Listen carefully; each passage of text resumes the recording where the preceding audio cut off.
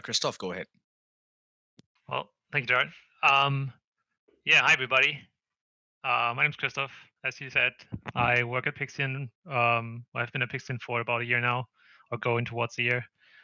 And today we'll be talking a little bit about I guess Fableborne and why we think at least it's super cool and exciting.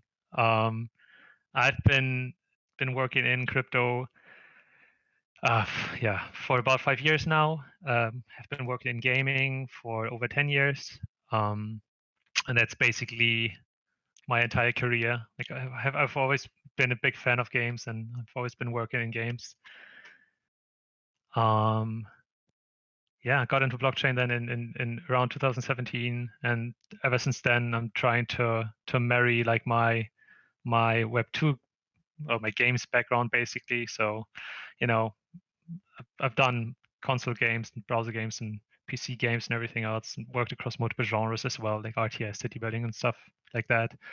Yeah, ever since 2017, I'm trying to marry Web3 and Web2 in order to get something more and exciting, because I think that free to play or free to play is kind of, yeah, I don't want to say outdated, but there is a reason why I think the paradigm is shifting towards Web3 games, and I'm sure we will talk about that as well.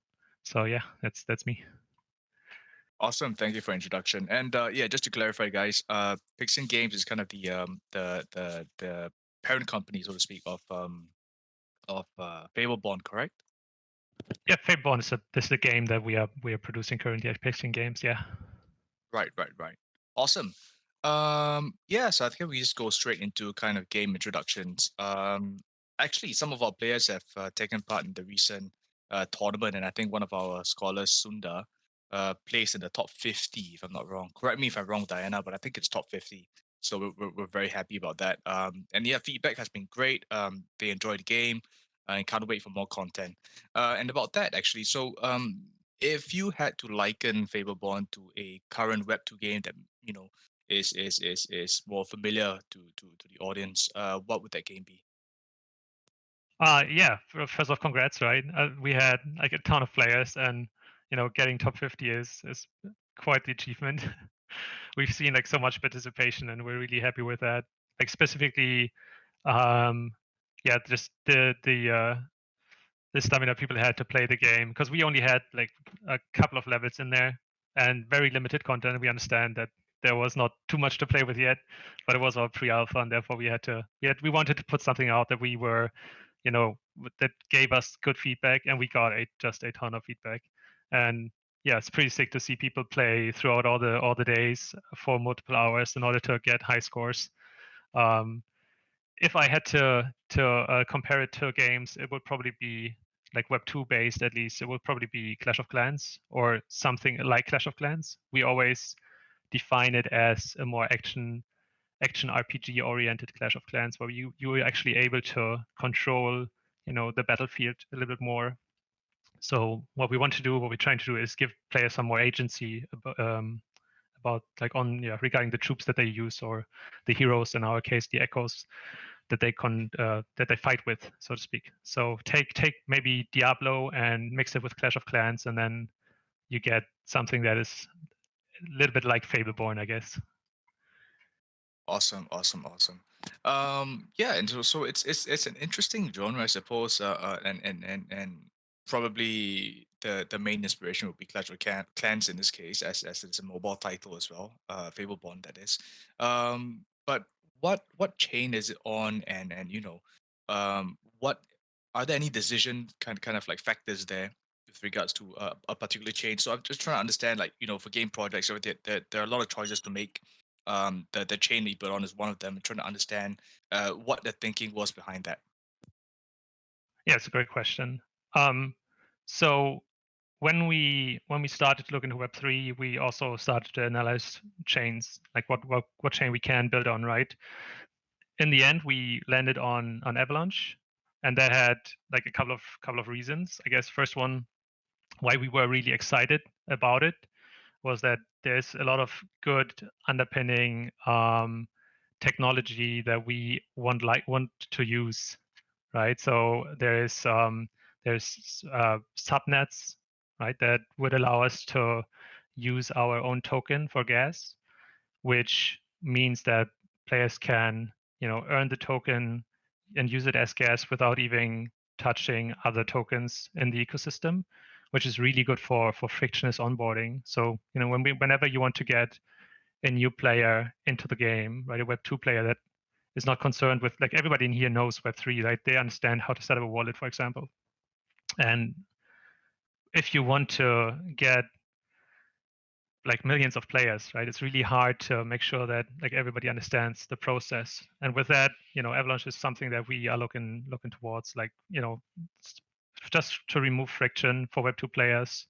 But there's also other things like speed and a very strong consensus system that work for us.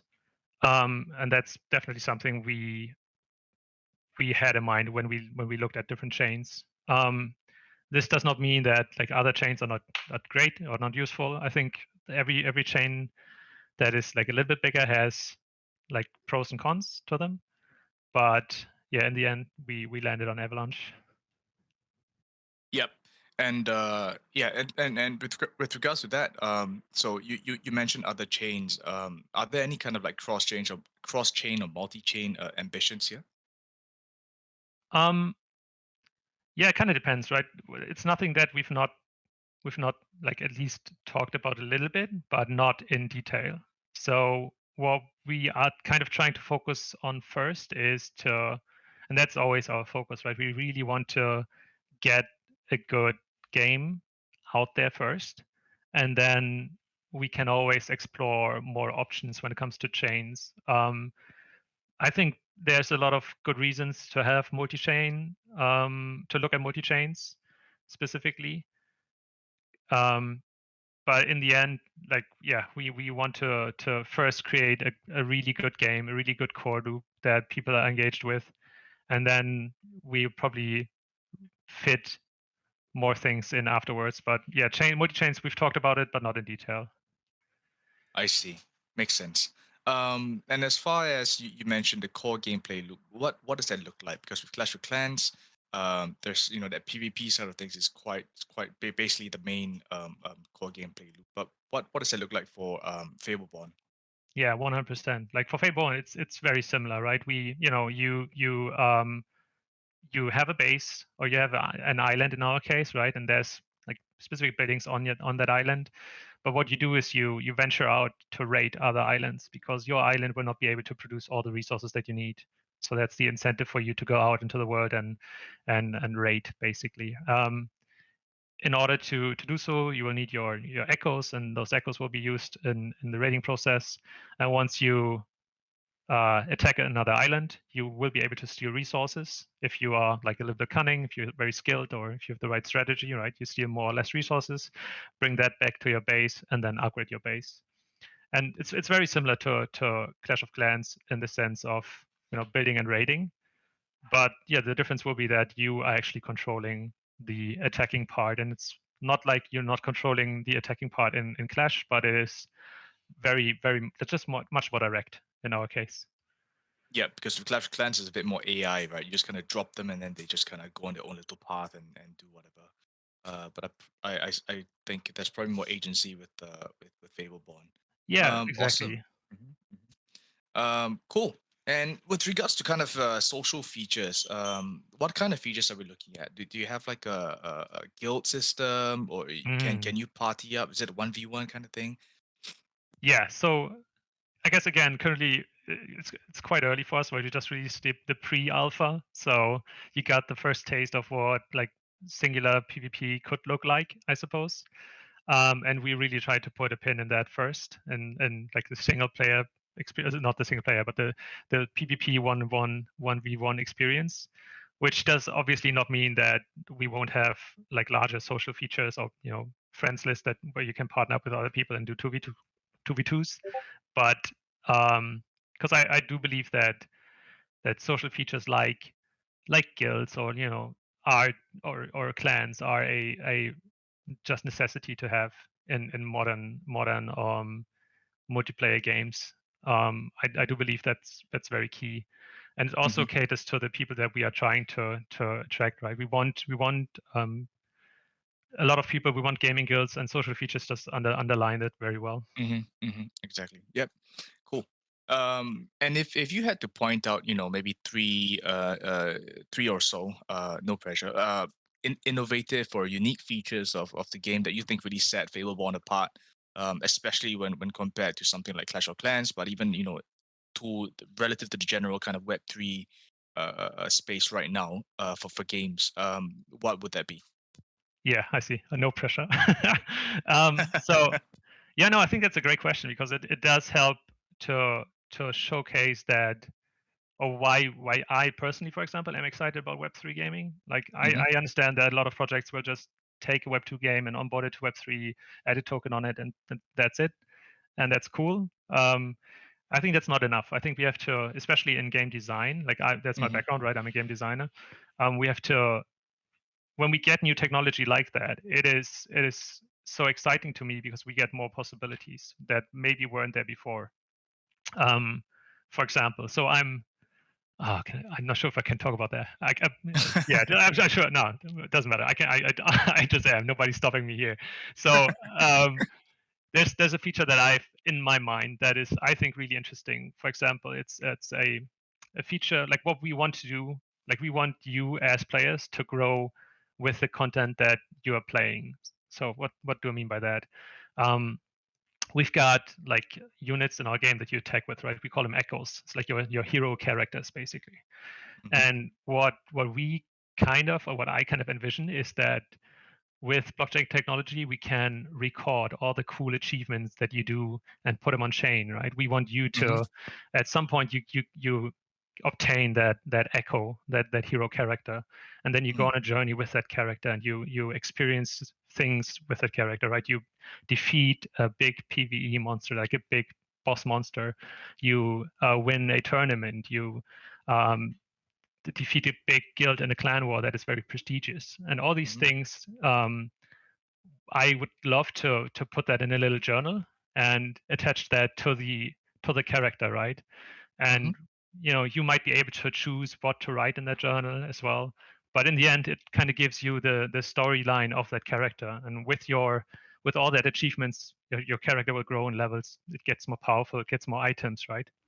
I see. And I think all these things could be then like nicely packed in one little journal that your character basically install in the fantasy, in the lore writes. And Hmm. once you feel free, once you are ready to part with that character, you can put them on the marketplace, and people will be able to um, go through that journal and see what that character's background is, like if they have been used and what they did in the past, and maybe they found this cool prestigious weapon, or like defeated this prestigious guild, and that could add just more emotional connection value, I guess. Hmm. And that's just true on chain, and all verified on chain, obviously, right? And Hmm. that'd be one thing. And then there's other things that I, as a in terms of game design, get excited about, like why are we not allowing items to grow with traits, for example. So what I mean by that is, if your character defeats a specific boss, right, with a cool sword, and then we basically allow maybe you were the first one even to defeat that boss, Hmm. and then we could potentially um, change that item based on that on chain, right? And we take that Mm. dynamic NFT and put a new tag on it, like maybe your name and then Slayer of the boss name, and Mhm. that item grows again with use, right? And that's why where we focus on play and own. We want you to own the items and enhance them, and maybe pass them on to the next person. They can add their story to the items or to the heroes, and I think that's just so exciting.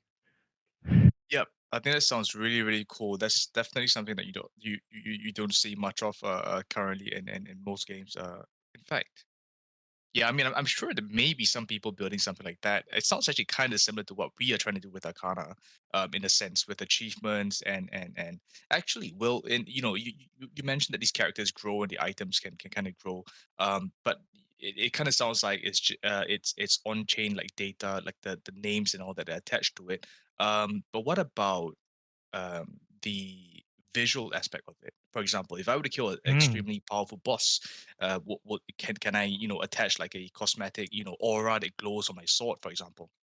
Yeah, that'd be like super exciting. I think if Hmm. like this comes down to, I guess, content and how much you want to put art wise on how much Hmm. pressure we want to put on artists. Yeah, I mean it would Hmm. be like I always had a great sense of achievement when I played games like Witcher 3 and you slay a big monster and then Hmm. you take the head of the monster and use it like have it on your horse as a trophy. And I think that's like super powerful because it Yep. shows that you like shows off your achievements, right?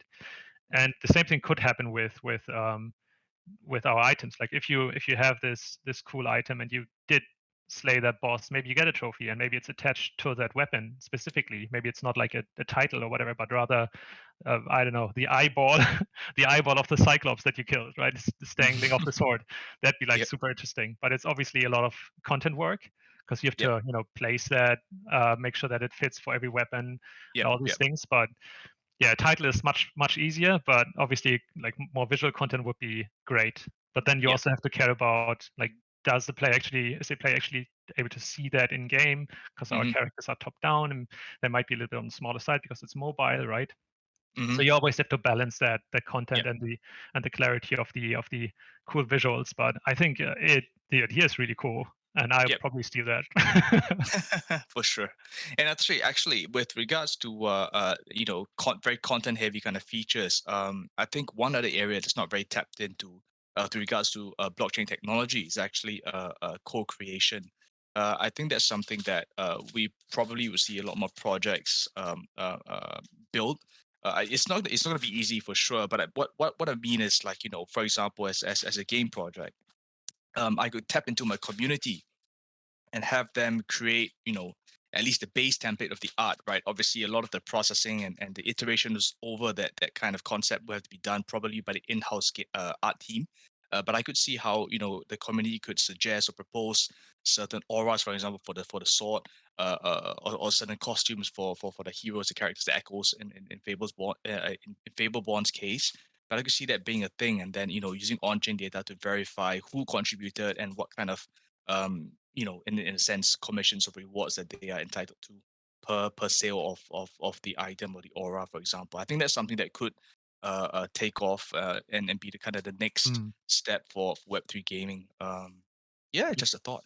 Yeah, Interesting. I mean that's I think that is something that, for example, Valve does with games like Dota, right, Hmm. or Yep. Team Fortress even, and I think that is also something that a Web3 bot project called Shrapnel is doing, and Exactly. that's Yep. that's pretty exciting. And I do Hmm. believe that's definitely a cool source of user generated content that Yep. can be used in game. We obviously Hmm. will have like the islands, and everybody will create their own island in a way, Hmm. Hmm. and that's user generated. But it's not to the sense of now users are creating cosmetics, but that could be a next step for sure, Yep. even for us, right? To Yep. even if it's just concept art or whatever, but we kind of want to work with our community as Hmm. close as possible because I think that's one of the advantages we have in Web3. Yes. Because we are like really tight knit, I guess, really close Hmm. communities, and that would be super exciting to me for sure. Yeah. Very exciting stuff. Cool. And maybe you can speak about a bit more about the sort of NFTs and the tokens involved and how that whole kind of ecosystem looks like. Yeah, for Very sure. high level. Yep. Yeah. I'll try to keep it high level because yeah, it can be a lot. So what we are like sure about is that we obviously want to have echoes as NFTs, so the hero characters, right? These will be NFTs. The echoes will have items, which most likely will be NFTs. There will be islands that are NFTs, and then we are also looking at buildings that, or let's say defense entities, can be buildings or monsters that protect your island as NFTs potentially. And these kind of form two sides, right? You got the echoes that have items that will be used in the raids, so as the attacking force, and then you might have your islands and your defensive units that are like the defensive force. And these two combined are then like the I guess the um, high level pieces, I suppose. And I'm sure there will be more things that we give out beyond our like utility token, but rather Hmm. yeah, small NFTs like I don't know, achievement NFTs if you win certain Mm. tournaments or things like that. Yeah. Yep. Yep. Awesome. And maybe you can speak about, how the earning kind of ecosystem looks like. Yeah. So I mean, yeah, that's something that we still have a little bit under wraps, but what I Right. can like there will be earning, yes, for sure, because we want users to use that token in the game, of course, right? So and that token will be used for a variety of things. We want players to upgrade their NFTs with it, like upgrade your heroes. Maybe change visuals. Maybe there's cosmetic things that we can do. Um, we definitely want them to be used in tournaments as entry fees, and I mean maybe on a higher level for guilds as well for different guild features.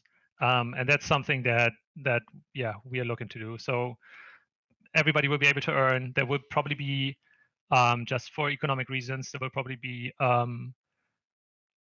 some ways to earn more, I suppose, Hmm. like a little bit more, and through other means like battle passes, where you maybe unlock some missions that give you like sometimes some tokens, some utility tokens. But yeah, that's something we are that's kind of the high level. I think I'm not sure if I can tell you a little bit more, but I don't think now I can. Sorry. That's fine. That's fine. There's plenty to kind of go through as well. No problem. No problem. Awesome. Looks good. Sounds good. Um, yeah, and I suppose in the kind of short, medium, long term, what are we looking at for Fableborn? Yeah. So next up is like we just made pre-alpha, right? So next up is alpha. That means that we want to have more players, we want to have more content, and definitely get more feedback out of that, so we can improve the game. We will launch our first NFTs, and then a little bit later, once we have the game out with a certain amount of utility, then we will launch the token, and that's like already mid to long, I guess. And Mm, then like in the very long run, we want to launch like Pixion League, which is kind of our esports aspiration, right? We try to make our game very what we call esports ready, I suppose, hmm, hmm. because I don't think you can ever build a game that is like purely designed for esports and then hope that it takes off. But what you can do is just create a good game and make it that players can play it on a competitive level. And Right. then yeah, that's something we look at it, and within Pixion League there will be then cool events that we want to plan around, and but the timelines aren't like super exact. So yeah, stay I tuned, I see. guess. I see. Okay. Okay. Sounds good. Yeah. Let me just see if we want is anything else we want to cover. I think that's kind of it. But before we kind of go into the Q&A, is there anything else that you want to talk about? Shout out the team, I guess. Right, we got such a good team, and it would be like a Hmm, waste hmm. not to talk about them. So, Of course. yeah, we've got like a ton of cool people, and I'll drop some names because I like to do that, even though it sounds cocky. We got people from Square Enix, from King, Sony, Wargaming, like across all the board. Ubisoft, Riot, Blizzard. I mean, everybody here has been not long with Pixion because the company is very young, but has Hmm. kind of been handpicked to contribute, right? And it's not only Web 2, we also have people from the Web 3 space like Gala Games that Mm, help us to get more understanding, more expertise on the Web 3 side. So that's like super mm. important for us. Awesome. Cool. Oh, and we also have like positions for open positions. So if you're like want to take a look at the web page, there's like cool new things that we want to hire, like QA engineers or Unity devs, or if you are like community manager, hit us up. There's like cool positions there, and we're always happy to onboard new people. Awesome. Yep, guys, make sure to check that out. Yeah. Very nice. Okay. Yeah, I suppose that kind of covers most of the content and the questions that we wanted to ask you. Cool. Let's go right ahead into our Q&A section. Yeah, so Christoph, if you can kind of navigate, if you look at where we're at right now with the community AMA section, if you look up there, there is an AMA chat. Yeah, Uh, looking at it. yeah. So on there, we'll just kind of look and see and ask our members for any questions.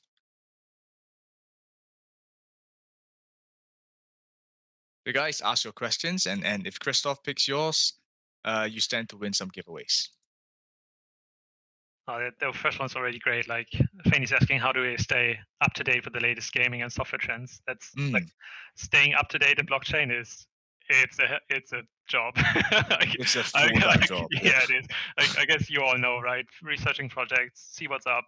Like every new emerging technology has so many opportunities, and there's so many cool things that come up. So yeah, I'm lucky in a lot of different groups that feed me information or that aggregate information that I can look at and pick what is like super important.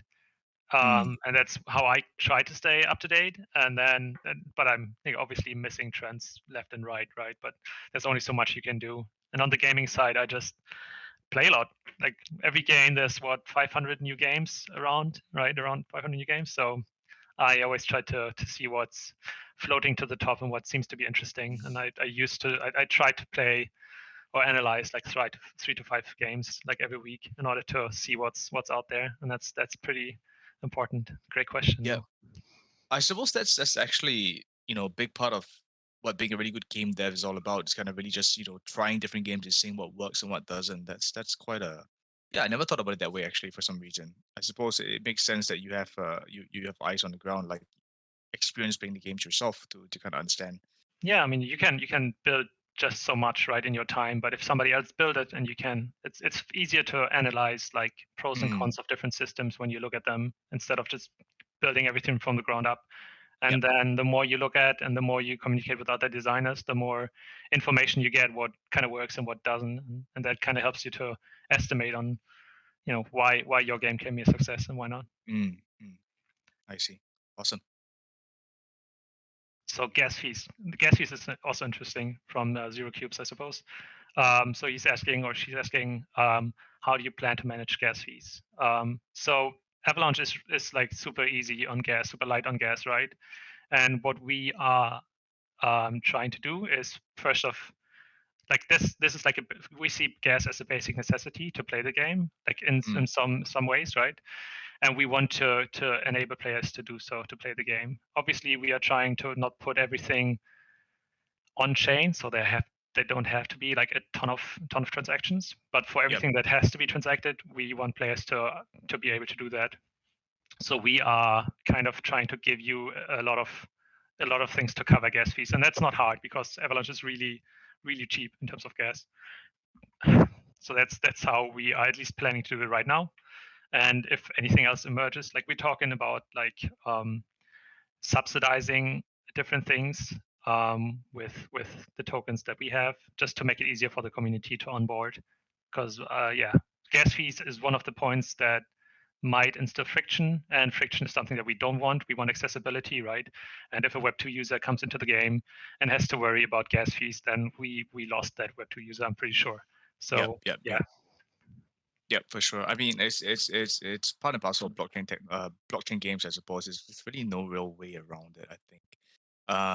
Actually, have you heard of this one blockchain? The name of which escapes me right now, but apparently there's zero gas fees. I don't know how they do that, but um, there interesting. might How be a how way. do they verify the transactions? That would be like the next question then. Yeah, Um, yeah, interesting. someone told me about it. It just escapes my mind right now. Yeah, Well, whatever. let I'll, let me I'll, let I'll me ping know you once in you a know. yeah, Maybe yeah, yeah. maybe Sure. somebody in the MA knows, because that would be very interesting.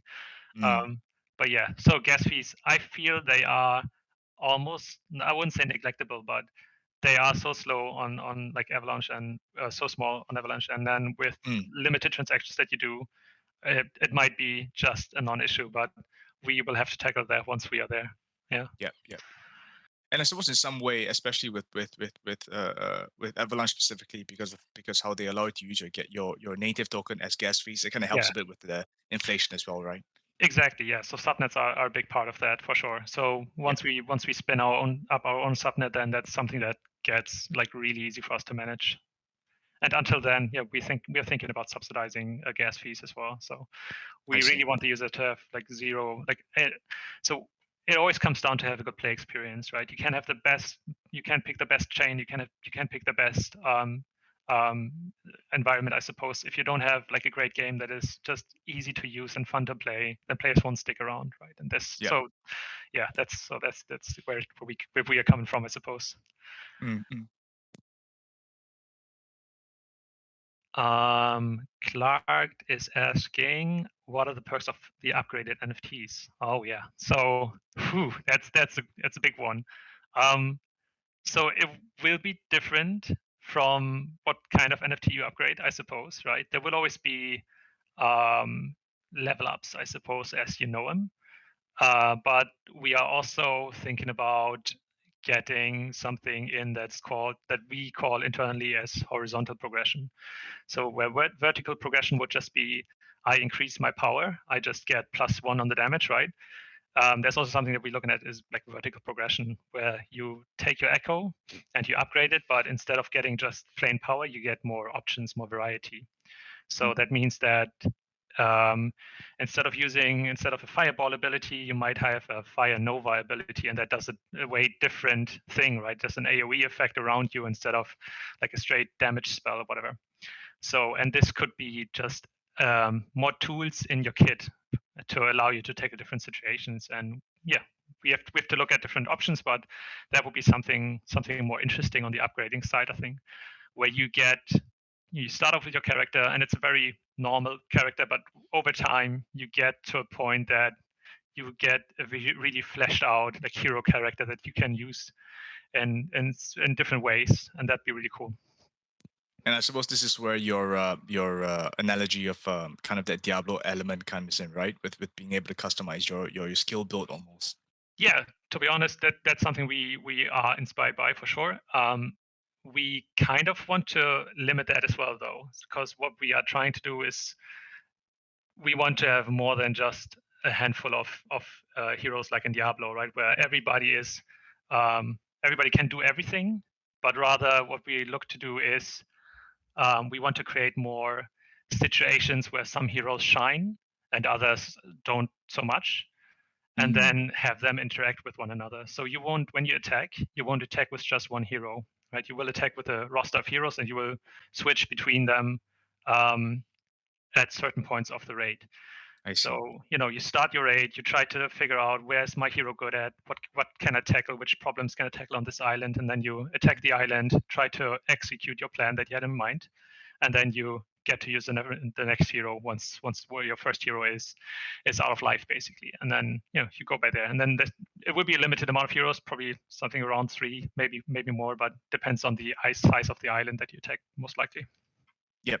Oh, actually, with regards to that, I have one question. So, with it has to do with matchmaking.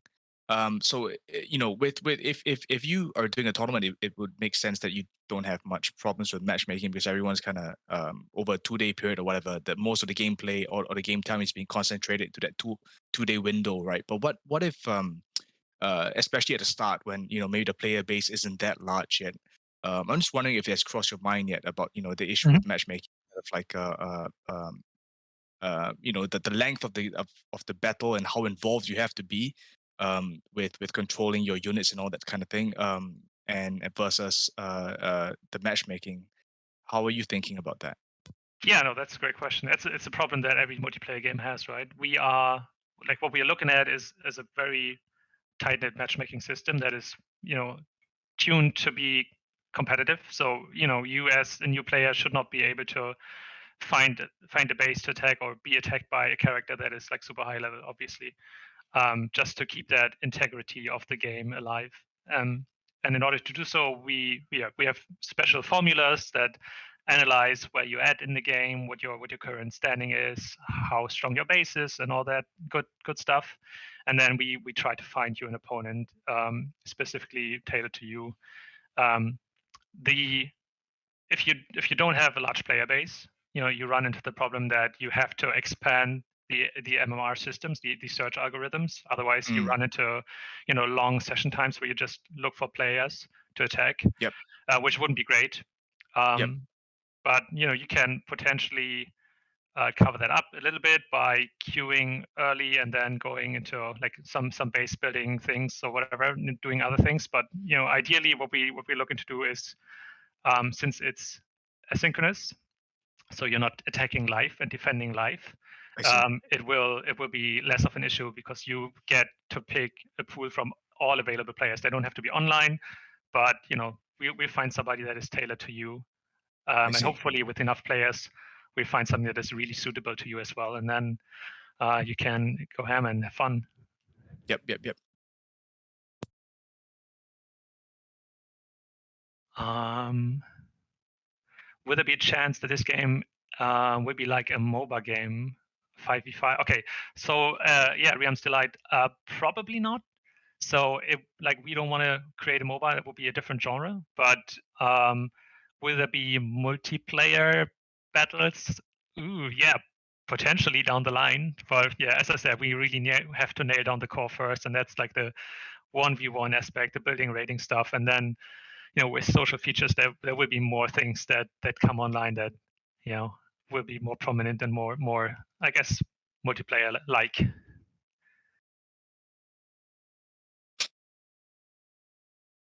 What else do we have? Does your project aim to be a long-term success, and does the blockchain element support this ambition? So yeah, obviously we want to be a long-term success.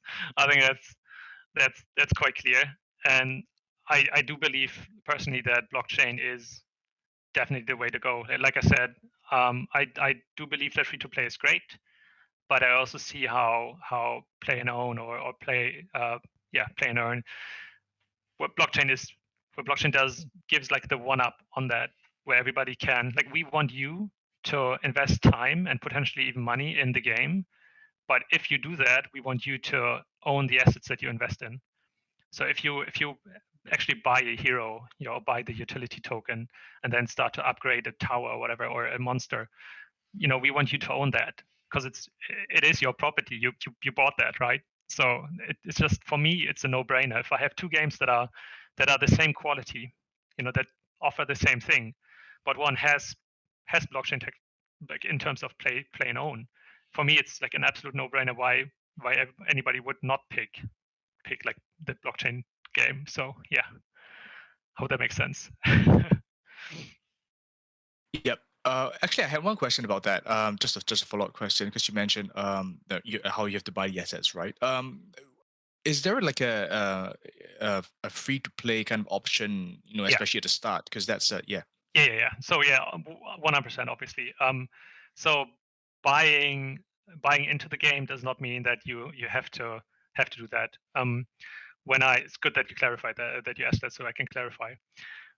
Obviously, when we want players to onboard, we don't expect you to buy into the game, right? What we want you to do is to experience the game first, see if you like it, try out different echoes, try out different builds. And once you do that and you feel comfortable and you have like more ambitions, let's say, and you want to, I don't know, or give back, that's also fine. Then, you can buy into like different kinds of heroes, or, have a little bit more variety in your selection. And that's the part of, but we definitely want everybody to be able to come into the game, play the game, experience it, and then make a informed decision on if they want to buy, because so many projects will ask you upfront for money, and will ask you to buy the token or buy NFTs, and that's all cool. But that's basically not what we are about. Like, we want you to get a good feel on what you're getting first, and then you can invest if you'd like to. Mm. Cross is asking, when will the Shatterland prizes be handed out, and are you planning to do any more tournaments in the future? So definitely more tournaments in the future. Something we are looking towards already, because the last time was a big success for us in terms of feedback. And the prizes, I think Shala is finalizing the distribution this week, because we're still waiting for some informations of some participants who've not handed in like certain things that we need for them to hand out the prizes, basically. And we want to distribute them all at once. So sorry for the delay. I'm sure you're waiting already. Yeah, it's on the probably this week.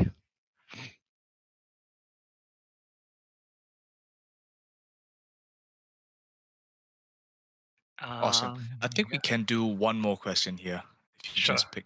Yep. Yeah, let's go with RTG down here. How do you plan to keep the game in balance, gameplay wise, earning place, fairness wise, keep people interested in the game, keep people from getting burned out?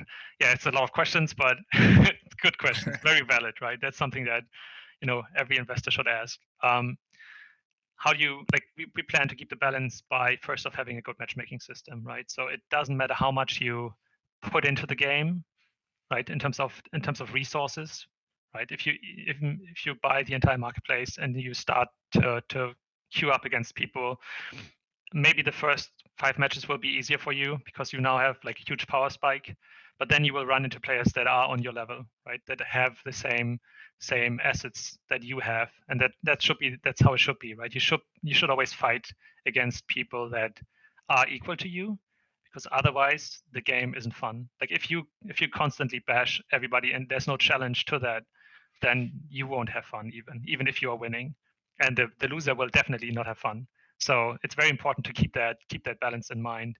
Um, there might be outliers to that, and we'll have to constantly monitor the balance and change the balance, obviously.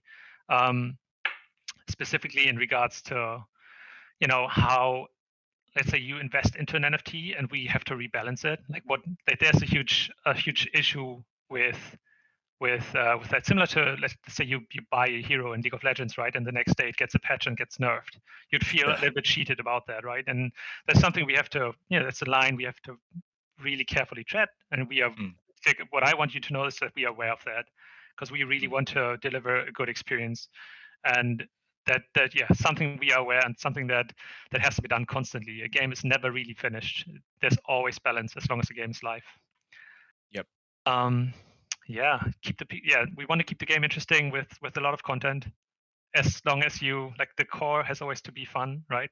And if the core is fun, then I'm not really worried about the rest. But after that, after a certain amount of time, you want to have more the different varieties, and that can come in form of events or seasons, or different PvE content, or guilds, like you said earlier, right? Stuff like that.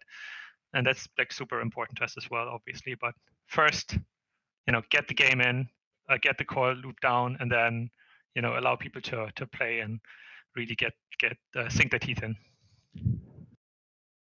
Yep. Awesome. I think that kind of sums that up. Plenty of good questions. Thanks, guys, for asking, and thank you, Christoph, for answering. Yeah. So I think one more person is typing. That's all right. I tried the game as friendly Ah, strategy. Yeah, heck yeah, that's awesome. cool.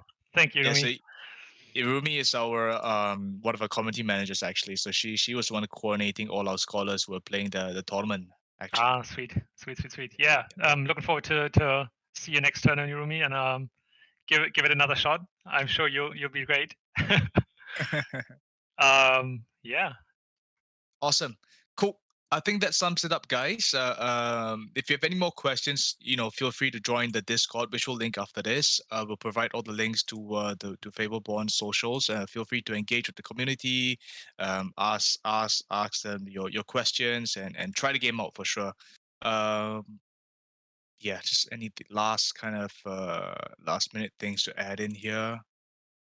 Oh no, thank you for having us. I think, right? Yeah, Thank you for providing the space. Thank you for playing the game. Like, we are looking forward to create more content for you guys, and also hosting more tournaments, and yeah, more prizes, more tournaments, more fun, and that's all down the line. yep, Keep posted. Like, check the Discord. We'll announce, like, Lucas and Charlotte are working like tirelessly to push out all the news that we can push out. And if you have questions, visit our questions section, and then just ask away, and we'll be there to answer. mm, Thanks so much awesome, for having us. cool. Thank you, guys. Thank you, Christoph. That's it for today's AMA, guys. I'll catch you on the next one. Bye Bye bye. bye.